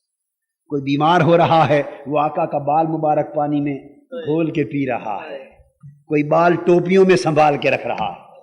خالد بن ولید رضی اللہ تعالیٰ عنہ، میدان جنگ ہے، ٹوپی گر پڑی، میدان جنگ میں ٹوپی گر پڑی، گھوڑے سے اتر آئے، گمسان کی جنگ ہے، گردنیں اڑ رہی ہیں، تلواریں چل رہی ہیں، اور وہ ٹوپی تلاش کرتے تھے۔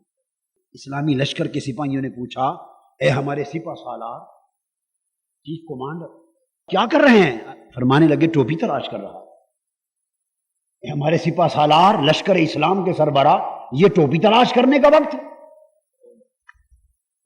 ایک لحظے میں پاسا پلٹ سکتا ہے پوری جنگ کا، فتح شکست میں بدل سکتی ہے، گردنیں کٹ رہی ہیں، خون بہ رہا ہے، آپ ٹوپی تلاش کرتے پھر؟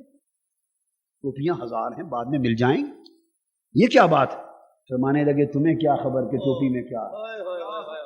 ٹوپیاں تو مل جائیں گی مگر یہ نہیں ملے گی، کیونکہ میں نے تو اس ٹوپی میں آقا کا بال مبارک رکھا ہوا ہے، اسی کے صدقے سے جنگ جیتتا ہوں۔ لوگ کہتے ہیں کہ خالد بن ولید نے جنگ جیت لی، مجھے پتا ہے کہ میں جیتتا ہوں یا یار کا بال دکھاتا ہے، اس لیے ٹوپی تلاش کرتا پھرتا۔ تو میں بار بار سمجھا رہا ہوں، یہ بال رکھنا اور تلاش کرنا یہ مسئلے عمل کی کتابوں میں نہیں ملتے، عشق و ادب کی کتابوں میں ملتے۔ ادب پہلا کرینہ ہے، محبت کے کرینوں میں دونوں کتابیں پڑھا کریں. دین کے طالب علموں دونوں کتابیں پڑھا کریں. صحابہ کرام کا وتیرہ یہ تھا، طرز عمل یہ تھا، اس کے نتیجے میں ان کے ایمان اونچے ہو گئے تھے. پھر حضرت عبداللہ ابن عباس رضی اللہ تعالیٰ عنہ سے پوچھو، آپ قرآن مجید کے مفسر اعظم ہیں، حبر الامہ ہیں، ترجمان القرآن ہیں، مفسر ہیں قرآن کے صحابہ میں سب سے بڑے.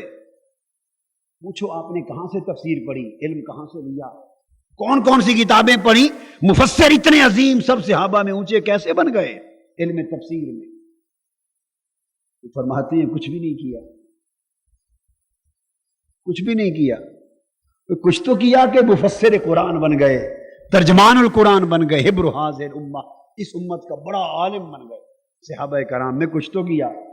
فرمانے لگے اور تو کچھ نہیں، بس ایک روز آقا صلی اللہ علیہ وسلم حاجت کے لیے تشریف لے گئے، آپ نے وضو فرمانا تھا تو میں نے لوٹا وضو کے لیے بھر کے رکھ دیا، لوٹا بھر کے رکھ دیا. کیا بھر کے رکھ دیا.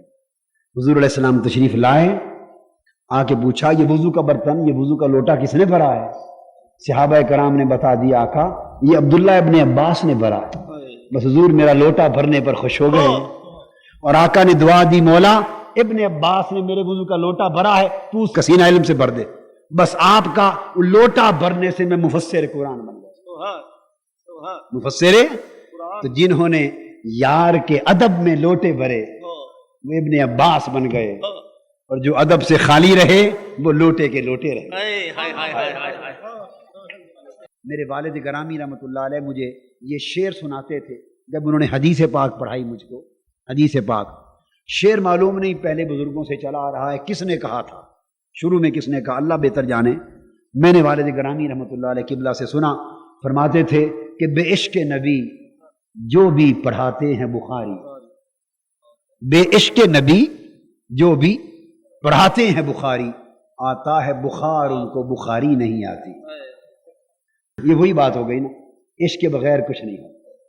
حضرت عبداللہ ابن مسعود سے پوچھئے اے حضرت عبداللہ ابن مسعود، ابن عباس نے تو آقا کے لوٹے بھرے، وہ امام تفسیر بن گئے، آپ امام حدیث ہیں، اور عبداللہ ابن مسعود ہمارے امام اعظم ابو حنیفہ کے فقہ میں استاد ہیں، دادا استاد.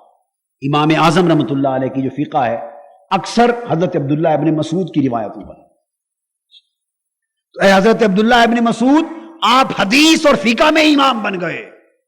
آپ نے کون سی محنت کی، کہاں جا کے خاص کتابیں پڑھی، آپ نے کیا کیا؟ فرماتے ہیں میں نے بھی کچھ نہیں کیا کوئی خاص کام. کیا کیا؟ بس اسی یار کی نوکری کی، اسی اللہ کے محبوب کی نوکری کی جس کی ہر کوئی کرتا ہے. تو آپ امام حدیث بن گئے. آپ کوئی بات سنائیں کیسے ہوا؟ کرتے بس اور تو کچھ نہیں کرتے تھے. جب آقا کے ساتھ ساتھ رہتے تھے، آقا کے ساتھ ساتھ رہتے تھے، جب کبھی کسی مجلس میں حضور تشریف لے جاتے تو حضور علیہ السلام اپنے جوڑے اتارتے، نالین پاک اتار کے مجلس میں بیٹھتے، میں آقا کے نالین پاک کو اٹھا کے بغل میں رکھ لیتا، جھولی میں رکھ کے بیٹھتا، جوڑے رکھ کے بیٹھتا. اب پتہ نہیں پھر اس کے بعد کیا کیا کرتے ہوں، وہی جانے. بس آقا تشریف لاتے، جاتے تو جوڑے میں سنبھال کے گود میں رکھ لیتا، واپس آتے تو حضور کو پہنا دیتا. بس جوڑے پہناتا پہناتا حدیث کا امام بن گیا. کوئی بال سنبھال کے سپہ سالار بن رہا ہے، کوئی لوٹے بھر کے مفسر بن رہا ہے، کوئی جوڑے اٹھا کر محدث بن رہا ہے. ارے جس کو جو ملا ہے اسی نوکری سے ملا ہے، اسی نوکری سے ملا. اور یہ نوکری کا سارا سبق عشق و ادب کا سبق ہے. اور میلاد کا مہینہ سوئے ہوئے عشقوں کو جگانے کا مہینہ، سوئے ہوئے عشق، سوئی ہوئی محبتیں، سوئے ہوئے ادب، ان کو بولیے جگانے کا مہینہ ہے. یہ آج کا پروگرام ایک نکارہ ہے، ڈنکا ہے، نکارہ بجا دیا کہ سوئی ہوئی محبتیں جگا دو. کہیں ایسا نہ ہو کہ ماہ میلاد یہ مہینہ گزر جائے اور محبتیں سوئی رہ جائیں. کہیں ایسا نہ ہو، جگا لو محبتوں کو. مہینہ آ گیا، حضور کے گیت گانے کا مہینہ آ گیا، آقا کے ترانے گانے کا مہینہ آ گیا. بس ایک مہینے کے لیے دیوانہ بن جاؤ، ایک مہینے کے لیے دیوانہ بن جاؤ اور دیوانہ وار آقا کی ولادت پاک کی خوشیاں مناؤ، جشن مناؤ، چراغاں کرو، درود و سلام کی محفلیں بپا کرو، میلاد کی محفلیں بپا کرو، اور ہر طرف ایک چراغاں اور رونق کا سما کر دو، تاکہ آپ کی خوشیاں دیکھ کر مولا بھی خوش ہو جائے۔